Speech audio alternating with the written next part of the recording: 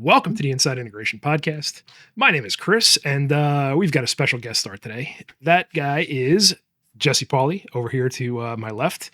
And you may remember Jesse from other episodes, but he was with us last week, and he was kind enough to sit in to fill in for for an achy breaky Jason.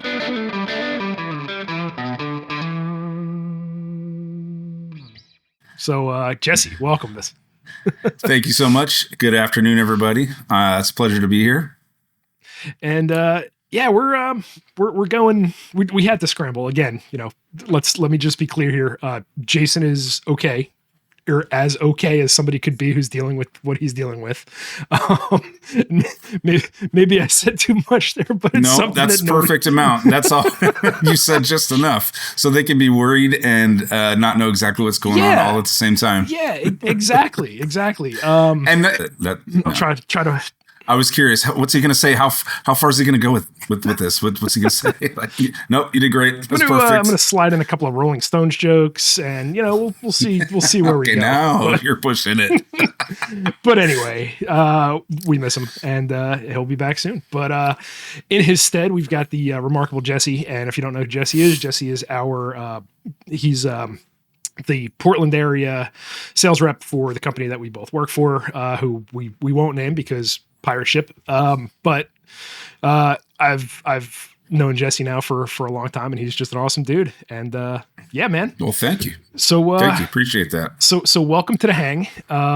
We were talking before the show, as we usually do our 5 minutes of show prep. And we were kind of throwing around, we talked about authenticity last week, which was pretty appropriate since you guys were down at Sonance, and they're absolutely one of the most authentic partners I think anybody gets to deal with on a daily.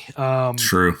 And, we were kind of seeing how that maybe related a little bit into perception, right? So you're, maybe, the importance of perception and the importance of how you're perceived, whether you're a dealer or a manufacturer or just, some chuckle fuck who does marketing. The perception is always what's most important, right? And that's where it comes from, right? So, and this is not a knock, but when you see Jesse, he's got a long beard. He's a big burly guy. There's a certain perception there, right? Like that's there is, and that's kind of the thing. And sometimes it takes a little bit to overcome that and get people, out of their predetermination of what you are. And I think the same goes for a manufacturer's representative, like we are, right? So, your rep comes in. As a rep, there's a certain perception that like, hey, here's the guy who calls me, at the end of the quarter to try and coax some more dollars out of me because, the manufacturer's cracking a whip on them. But, that's we're actively trying to fix that. Wouldn't you say, sir? I would agree with that very much so. And yeah, you could, as you mentioned, like even physical appearance. I mean, the first job where I was technically a sales guy, the company was based in Indianapolis, right? And you go to the Midwest and it's a lot of clean shaven, God-fearing folk. And we were in a training session and we took a break, and one guy looked at me who was he wasn't in leadership, but he was one of the senior techs. So we were a tech / sales guy, and we were selling security systems. And he looked at me and he said, "You'd probably make more money if you shaved." And I looked at him and I was like, "Have you ever been to the Pacific Northwest?" So let me for some people, yeah. Let me pull my flannel off the back of my seat because apparently I didn't realize that I fit right in. Yeah, it is funny. There was only one other time with that same job, you're going into people's homes, and I was training a guy, and he had a really long goatee, and I had my beard, and it was an elderly woman, lived by herself, and she looked at us and said, "Are you guys upstanding citizens?" And I was like, "What do you mean by that?" And she was looking at our faces and our facial hair, and we both had shaved heads and beards, and I didn't know what she was thinking, but her perception of us was she needed to ask to make herself feel better. She needed to ask that question. Sure. before she let us across the threshold. And, we showed her IDs and like, yeah, we're upstanding American citizens. We're not weirdos. So it could be, regional, generational, or whatever as far as physical appearance. But there's also something to be said about that just in our industry in general, like the perception of who you are, what you do, what you sell, all that type of stuff. And it's just something I've been really thinking about lately. So, yeah. And I think just in general, I think society has become more tolerant, right? So, that elderly lady who you were just talking about, like that's a different generation, right? Like that's probably, and honestly, it's probably, my parents' generation, my parents were boomers, and, the generation before that, they were straight laced. I mean, you see see some pictures of some of these old folks and it's like they're wearing suits at the beach and that kind of thing. And then, you got these, everyone boomers. had hats, right. Everyone had a tie and some kind of hat. And I don't know what happened to hats, but like they had, I love hockey, right? And baseball, and I love the history of the sport. I like seeing, old footage, and in those crowds, they were all wearing suits and hats, and it's changed a lot. But yeah, you're right. That generation, that my parents are in their early 70s and they're hippies, right? Sure. But during my father's career, he did have a haircut and he shaved his beard off, and now he's got a beard and a ponytail because he's retired. It was almost like that was the intermediate stage, right? Yeah, like they had to do it. They were like, you have to look this way. Sure. Exactly. And then we came around, we're like, no, I want to look like I want. I'm not going to say I'm going to have a mohawk and a pink beard, but I'm not in a metal band anymore. So, well, or I'm gonna seek out jobs that I can wear sneakers and jeans to every day versus having to put on a suit, right? Like there's a little bit more.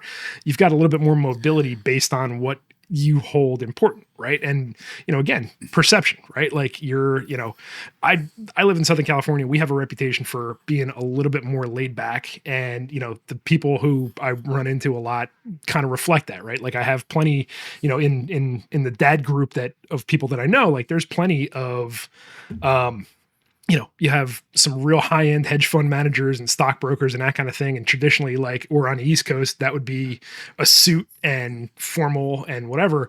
And these dudes are, it's Vans and a t-shirt, but they're managing billions of dollars worth of wealth. And I think that's great. Like I'm a super fan of that. I wouldn't want to have to put like a button down shirt on every day, but I think that's part of it. And where this relates to, custom integration and that kind of thing, we've got to be, as a dealer, like you've got to be cognizant of, you're meeting with people, you're going into their home. If you're doing work, you're working in their home.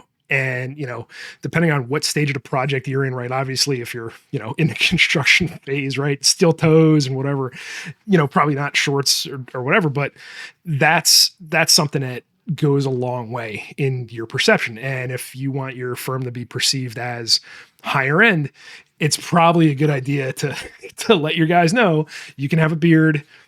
It's got to be neatly trimmed, or, you can't have jewelry in your face because it's a safety risk, or it's whatever. And, that's part of what do you want your business to be? And what do you want the perception of your business to be? Because whether you like it or not, people are going to take a look, they're going to make a snap judgment, and they might decide right there that they're not going to buy anything from you or let your technicians into their house or whatever. And that's something we need to deal with. Now, obviously you can overcome that. And some of the best people that I've ever worked with they look rough around the edges. You mentioned metal band, right? Like, I've worked with guys with long hair and ponytails and whatever, and they go to the door and it's a, nice little old lady. And like, you could see on her face that it's like, wow, I'm not so sure about this. And then like the guy opens his mouth and he's like the nicest human being that you've, that you've ever talked to. And now she's got a cool metal friend, right? Like, and that works. That's, that's great. But you got to factor in that initial, that first impression, man. You're right. First impressions are huge. And that kind of stems into how important communication is. Because say that guy showed up at her door and he's really good at his job, but not good with people. she would have been uncomfortable. Absolutely. Right? And it goes the other way. That dude could have been in a full button down with khakis and the whole thing and just, flopped at the door. Yeah. Yeah. I've seen that. Look at this guy, man. He's so he's so presentable. Right. But he's an idiot. Well, or he's, or you talk down to a client. Like I've found that there's nothing worse than, no matter, you can tell that our show is really targeted towards dealers and not the general public, because, you can have a person who you're doing a project for and they're just the most complete idiot and they just have no idea and they're just in your face and bothering you and whatever. And like, if they perceive that you're talking down to them, you're done. Like you're dead in the water, that you're not coming back, and for good reason, right? Like they're paying you good money. You don't, you show them respect no matter what. Right. And I would say the more difficult version of that is the client that thinks they know more than you. And for some of us that are, especially dealers that are really good at their job, they're good communicators, they're welcomed into the home, but for some reason that client wants you to know he knows more than you and he knows better than you. That guy is someone that you naturally just want to tell him to shut the fuck up and get out of my face. Right. But that's the difficult part. Like you need to, okay, sir, thank you. But don't talk down to him. Don't disrespect him. No. Let them have the perception that he knows more than you, yet he still hired you. So just keep your head down and keep working, just nod and smile and keep going. And that those are a little more difficult. My man's money is as green as anybody else's. But at the same time, exactly. It's exactly. It's a funny thing because that client, I know that client very well and it's fine. I think sometimes there's some insecurity there.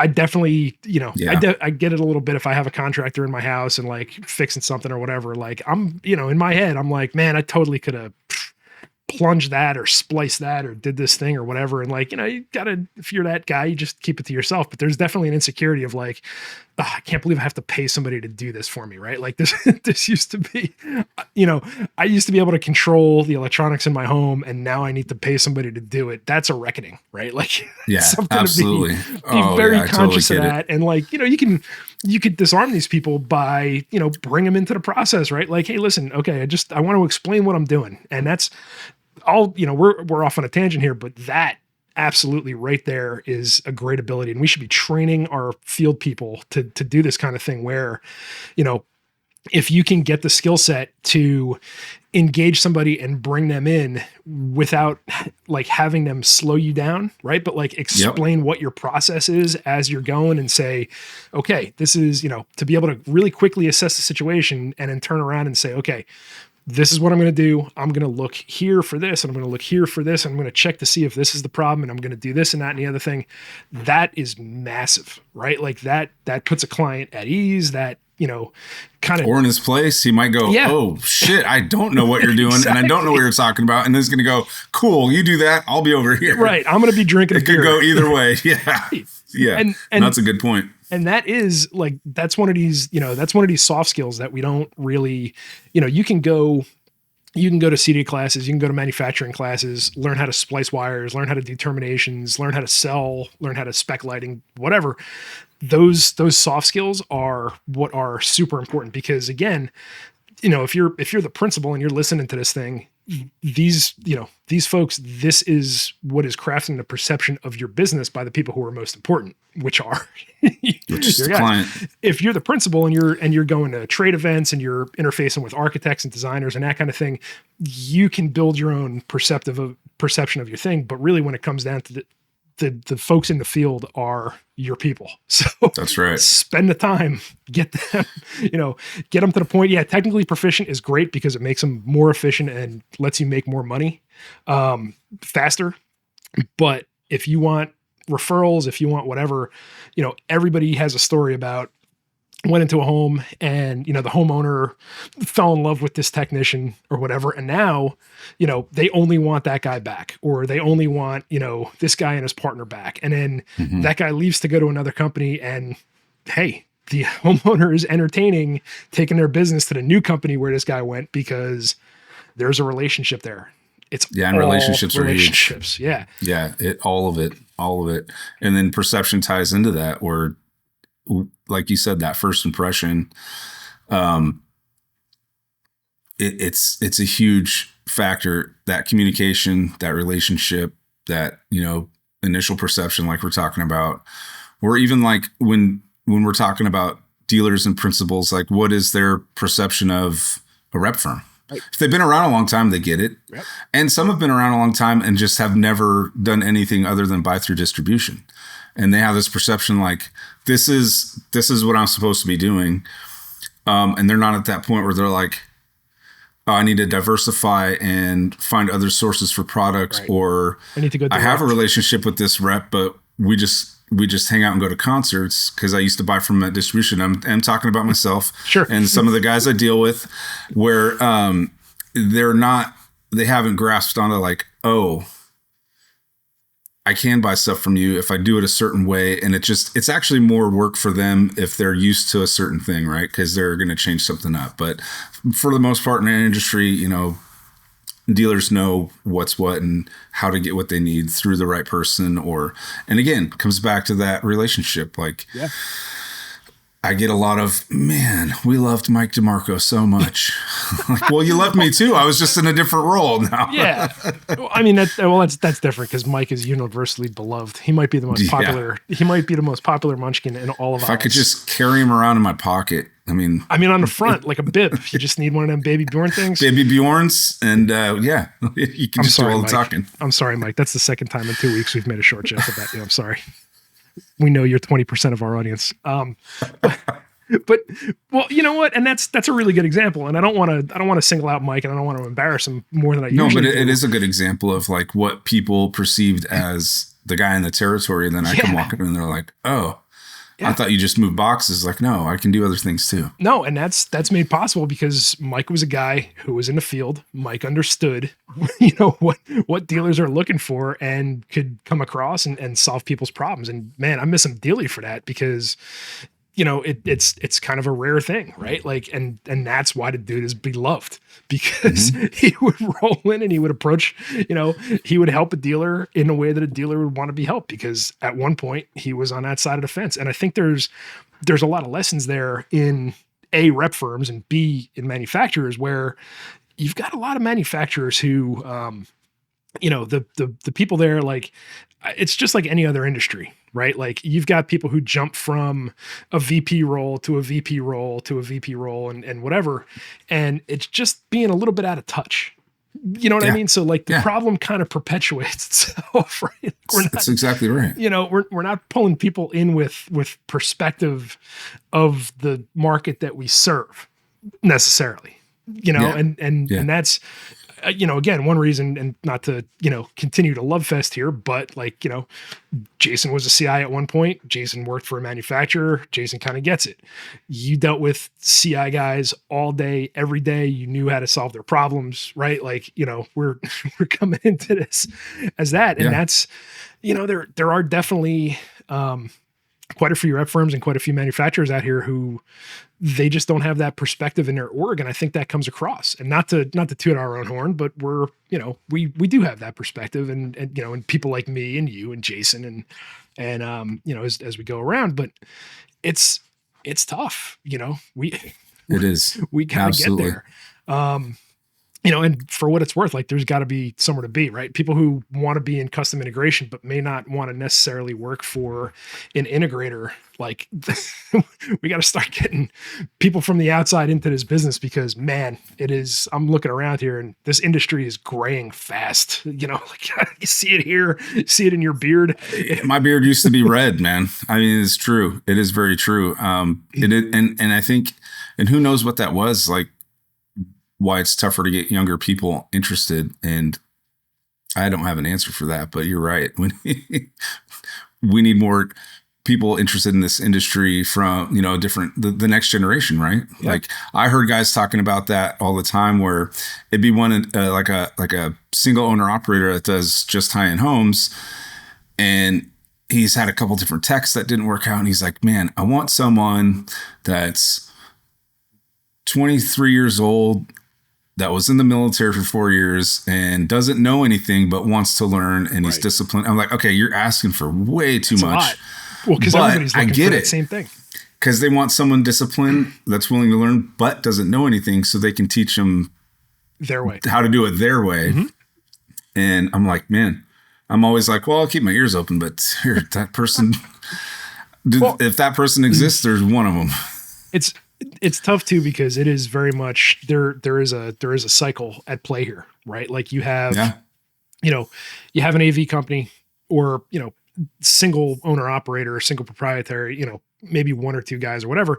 And you hire a guy who's young and you train that guy up, and you get to the point where, you know, maybe the revenue isn't coming in that you can pay the guy, you know, more, or he wants more. So that guy leaves, and maybe he goes to a bigger AV company, and then he kind of works his way up. And I'm saying he, I meant he or she, whoever, you know, we're all inclusive here, but I forget to do that too. that person, I mean, it doesn't help that, you know, like 99% of the people in this industry are male, which is, you know, it's it's women's month here. We should acknowledge that. Best technician I ever had was a young lady. It was, you know, she was wonderful. But you know, you move up and you move through the ranks, and you make more and make more. And then eventually it seems like everybody kind of hits a ceiling where, you know, the pay scale doesn't account for somebody with 5 years in your org or whatever it is. And then that person goes and they start their own thing, and they, you know, bust your tail. You're making a little bit more because it's your, you know, this is your baby. And then you hire a young guy, and it like the cycle Perpetual. repeats, right? Yeah. And it's all a function of, you know, revenue is dictated by what people are willing to pay for products, right? So Exactly. you know, the price of your products goes up, or the price of your products go down. If it's a race to the bottom with electronics, which it kind of is, there's only so much money that a company can make. And you know, that's sort of where it's at, right? Yeah. I'm actually glad I'm not in that position, but there are guys happy being in the middle, and they do just fine. And they're smaller companies, less employees, or if any employees, and they're good with the status quo. And then that's their reality, you know? Yeah. And there are, I have run into a lot of lifers who are perfectly happy being, you know, CAD operators or rack builders, or especially it's a funny thing, right? Like rack building seems to be one of those things that people are pretty okay with, like just going and doing, right? So it's my favorite thing to do. It's a lot of people's favorite thing. It's so much fun. But you could definitely go into an integrator and, hey, this is my rack builder. He's been doing this. He builds every rack. He puts his touch on every one of them. They all look super precise, and every one of them is a work of art. And yeah, this guy has been building racks for 5 or 6, 10 years or whatever. And because that's an art, right? Like here's something that I can be passionate about and express and go and do. It's one of the things you can show off at the end. And go, look at this. That's your wow factor, right? Like, you know, and I mean, maybe we should celebrate the guys who are, you know, going through it and saying, yeah, I cut in these speakers. You see how perfectly level and flush and perfect they are? Like, we don't do that. We just point everybody at the rack and say, okay, look behind this rack, and here's, you know, here's these railroad track wires, and everything's labeled and clean. That's the money shot in AV. Right? This is the $250,000 rack, right? Like here's, you know, this whole project. Exactly. Here's where everything is. This is it distilled. And man, that's important, right? Like that's an art form too. Yeah. You have people who are super good at it, and you know, and they just go. But that leads back to, and I'm going to take a step back to our topic, but like perception, right? Like when you walk into a project, if it's a takeover, if it's your buddy's house or whatever, if you look at their equipment rack and you look behind it and there's wires at diagonals and stuff just kind of shoved in there and dust and whatever else, what is your perception of the integrator who did that project? Oh, and I dealt with that a lot, where there were a lot of, in the past few years, there had been a lot of takeovers, because we're reaching that point where systems are needing to be either replaced or redone, or a lot of times it was this person bought the house and it was previously done when the previous owner had it. And it was this company, and guys would come in and be like, oh my God, look at these pictures. And I asked them who the original installer was, and they'd tell me, and I go, okay. And I knowing everyone pretty well, I'd be like, That's not their work. Right. Someone else was in there in between. Right. And they're like, are you sure? And I go, trust me, I know them. They wouldn't have left it like that as a pile of spaghetti.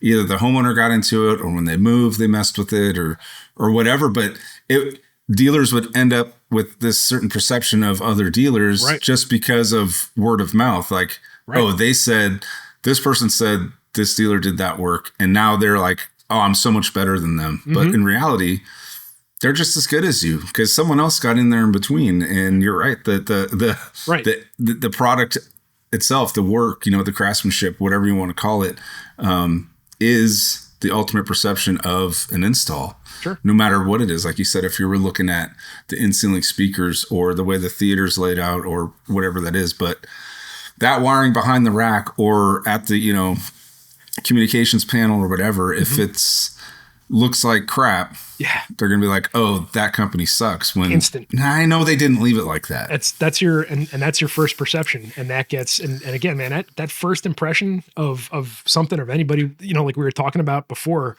when your technician comes to the front door, that first impression that the client has of your guy, that goes a long way, and that takes a bit. If it's not a good first impression, that takes a lot to work your way back from that. Same thing with, walking through somebody's house and seeing the technology, right? If you walk into somebody's living room and the TV is way too goddamn high, or it's not level, or whatever, right? Or whatever it is that you can see. Yeah. Your first thought is going to be, whoa, okay, they did this fast and cheap, or whatever, or this person did a bad job. If you look at the rack again, and there's there's twisted pair wiring coming out at a diagonal, and or they're using it as speaker wire, right? Exactly. That perception is going to be pretty rough. You're going to ask who did that, and not in a good way. So, man. Or that person buys the house, they look at what's in there, like they find out who the original installer was, and they're looking at it going, oh, I'm not calling them. When in fact, someone else might have been in there in between. Sure. And that, that dealer lost out. Yep. But I mean, someone ends up doing the work, but it is, everybody who does great work, you put one of those one of those single U rack things on there that says the name of your company and whatever. And maybe it's, or even if it's just a sticker, right? A sticker or whatever, which is old school, but it's a double-edged sword, You're right. You're absolutely right. Who knows, right? I know a lot of guys that would, once they put the security keypads on, they had they had the front of it silk screened, the flap, the part that closes, and have it silk screened with their name. Sure. But you're right. If everything looks good later, it's fine. Or but if nothing works and everything looks like crap, they're not calling them back. See, what you got to do, I guess, is if you're in that position and you do great work and you show it off and you put a tag, you put your nameplate on there or whatever, you got to put like a QR code on that thing that links to like pictures of the original rack, so that you could do that now. You could definitely do that now. Yeah.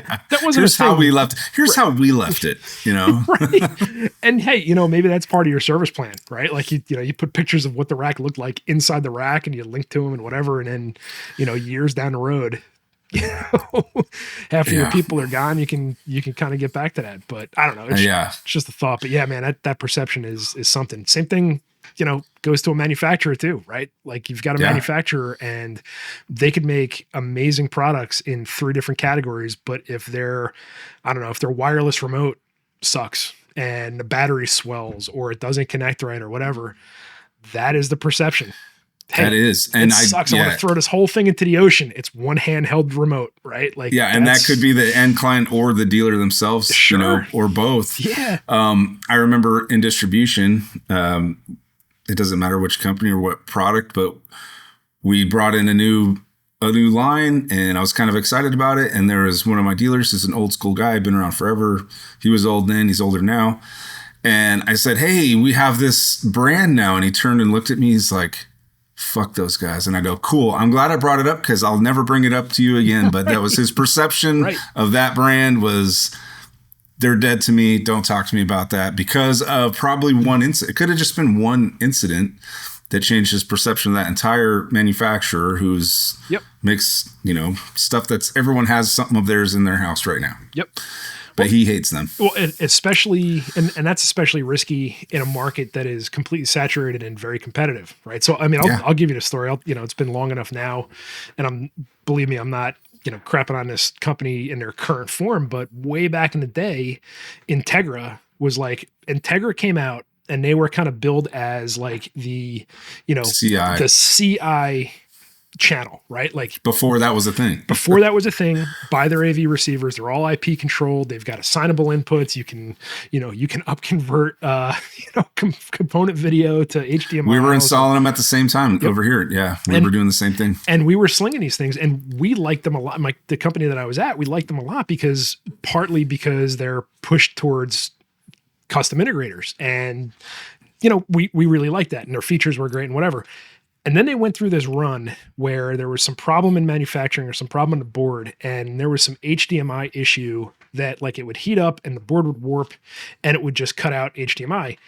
And it was across pretty much their entire line. So we had, many, many, many of these things that were installed that were all of a sudden having problems. And the company they weren't really fast to acknowledge it, right? Like maybe they had to get in front of it, do some damage control or whatever, but they weren't real fast to acknowledge it. They put everybody through, some punishing process to troubleshoot and whatever. They weren't real free with like sending out replacement units that were a different series and that kind of thing.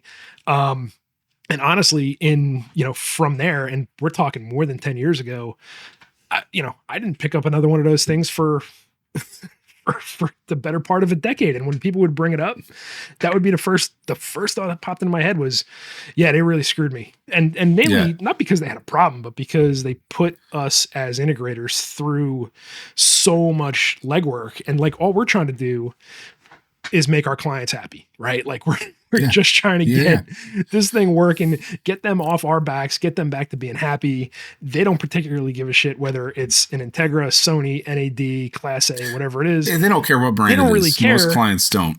Right. And, we're trying to they just want it to work. Exactly. And I mean, I'll tell you that impression, it's with me to this day, Yeah. And you're not the only one that went through it. I mean, sure. I remember all that and I'm surprised. It's one of those things where like, I'm surprised they're still around. Yeah. Well, I mean, they weathered the storm. I'm told that they make great products and that those days are well behind them and that's wonderful. But I mean, there's that line that, we had an issue with a line of balance, or extenders, HDMI extenders and that kind of thing. Mm-hmm. Same idea. I mean, I'm not going to name them because they're still a little close, but there's, I wouldn't use them on if I was speccing out a job, I wouldn't use them on a product. And the problem that I had was 10 years ago, right? I just won't be hurt again, Yeah. And that's a normal human reaction, right? Like I've moved on from that.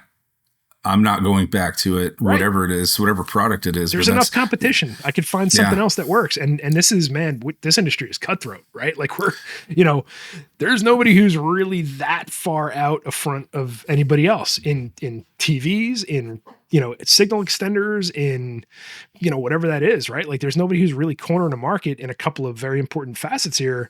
And man, you gotta be on your game. And like, if something gets screwed up, dude, you got to be fast to acknowledge it because that's what integrators are going to remember. And like you said, at least acknowledge it, at least show effort, at least show care. Because a situation like that, it's the manufacturers seem like handle it the way they did or not handle it. And then if there was a rep involved in that, which I imagine there was because there were Integra reps. Good way to bring that back around, right? That's gonna put that guy in a really tough spot with all the dealers, and they're gonna be looking to him. Sure. It ties an anchor to him, and they're like, "You didn't take care of me," and the perception is it's on the rep, which it should be, I think. At least partially, but that's where being transparent with people comes in, especially as a rep, right? Like you're not. Oh yeah, I can't not. You're you're the on the floor or you're the on the ground team for this manufacturer, and you're taking the slings and arrows from your dealer base, and you're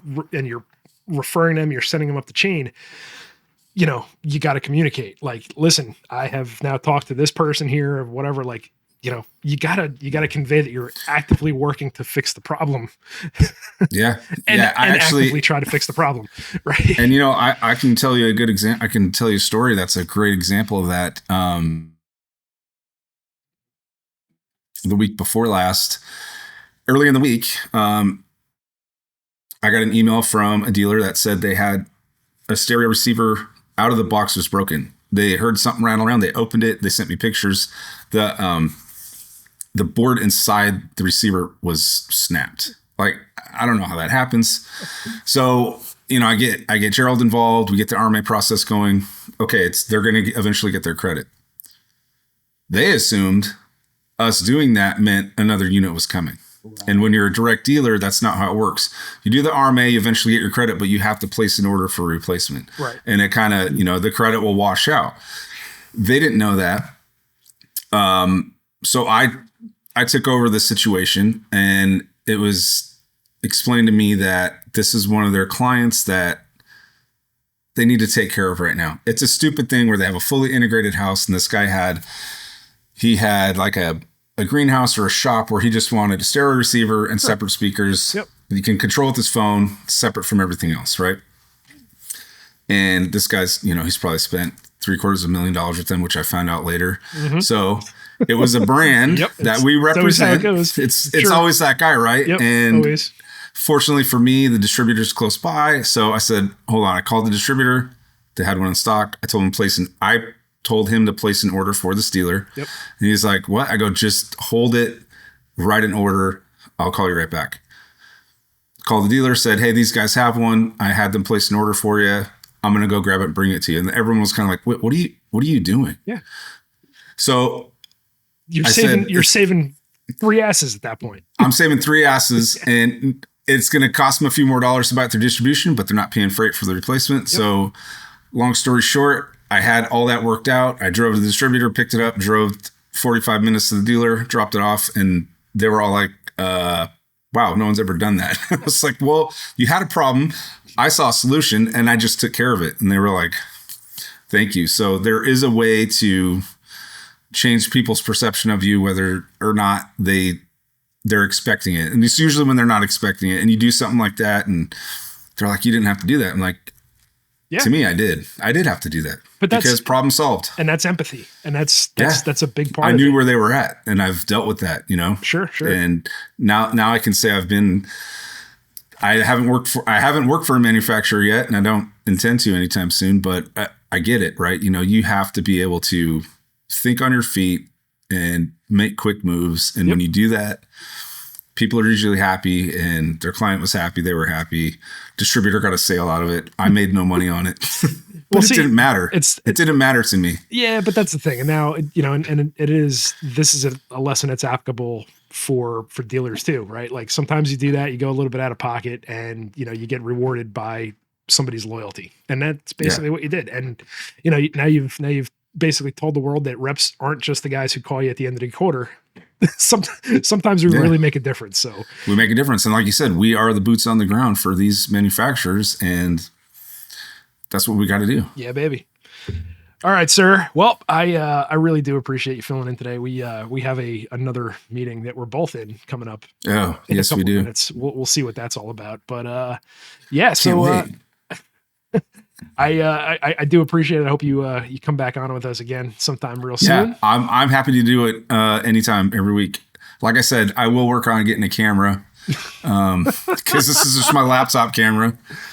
Don't worry, we don't have any viewers. It's okay. We get far less viewers than we did when we were. It'll make me feel better. The mic sounds good though. You definitely okay, cool. One up on Jason. You know what's funny? For sure. Well, let me show you this if I can, just real quick. So I probably bought this like 10 years ago, and I don't know why. I don't know why I bought it, but I think I had some kind of gift card or something. And I wish I had a date on it, because this thing is super old and I'd never used it. There you go. Snowball. It says right on there. Yeah, man.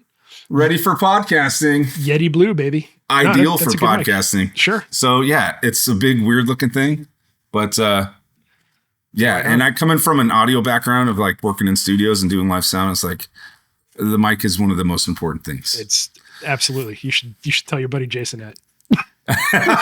Really trying to get him on that, but anyway, well, we can't make fun of him because he's in pain.